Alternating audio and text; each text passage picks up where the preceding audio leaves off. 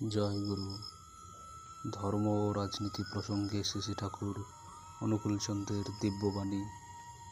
প্রসঙ্গত কেষ্টদা ভট্টাচার্য বললেন, আপনি যদি মুসলমান 30-40 জন ঋত্বিক জোগাড় করে দিতে পারেন, যারা প্রকৃতি ইসলাম প্রচার করতে পারে, তাহলে ভালো হয়। শ্রী ঠাকুর, ভালো বংশের মানুষ চাই, যারা শয়তানের বিরুদ্ধে দাঁড়াতে পারে। আমি ধর্ম ছাড়া পুণ্যনীতি বুঝি না। ধর্ম মানে ধৃতি, বাঁচা বাড়ায় চলা। বাঁচতে গেলে পরিবেশের দরকার, পরিবেশ বাঁচবে না, আমি বাঁচব তা হয় না। তোমরা প্রত্যেকে মরছো মানে আমি মরছি। একটা মানুষ গেল, তার মানে আমার বাঁচার উপকরণ গেল। মানুষ টাকার দাম বোঝে, মানুষের দাম বোঝে না, কিন্তু মানুষই তো যা কিছু সৃষ্টি করে। তাই মানুষ বাদ দিয়ে, মানুষের যোগ্যতা বাদ দিয়ে রাজনীতির দাম কি?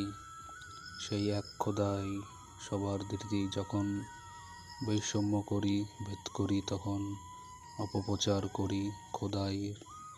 খোদার দুই হয়নি। তথাকথিত রাজনীতিতে হবে না, প্রকৃতির রাজনীতি চাই। প্রকৃত রাজনীতি বা প্রকৃত নীতি সেই করতে পারে যে খোদাকে ভালোবাসে, প্রেরিতকে ভালোবাসে, প্রেরিতদের মধ্যে ভেদ করে না। যারা প্রেরিতকে ভালোবাসে না এবং তাদের মধ্যে ভেদ করে, তারা খোদাকেও ভালোবাসে না। কাউকে অস্বীকার করলে খোদাকেই অস্বীকার করা হয়। করিম সাহেব যে নিজের বাবাকে স্বীকার করে, সে অন্যের বাবাকেও স্বীকার করে। বিশ্বজনীন ঐক্য, এত বড় কথা। শ্রী ঠাকুর, বিশ্ব মানে বহুত্ব, যেখানে ইউনিটিতে ঐক্যে করেছে, মিলিত হয়েছে। অবতার পুরুষরা সবাই এক কথা বলেছেন, ধর্ম কখনো বহু হয় না, ঈশ্বর এক, ধর্ম এক, প্রেরিতগণ এক, বার্তাবাহী।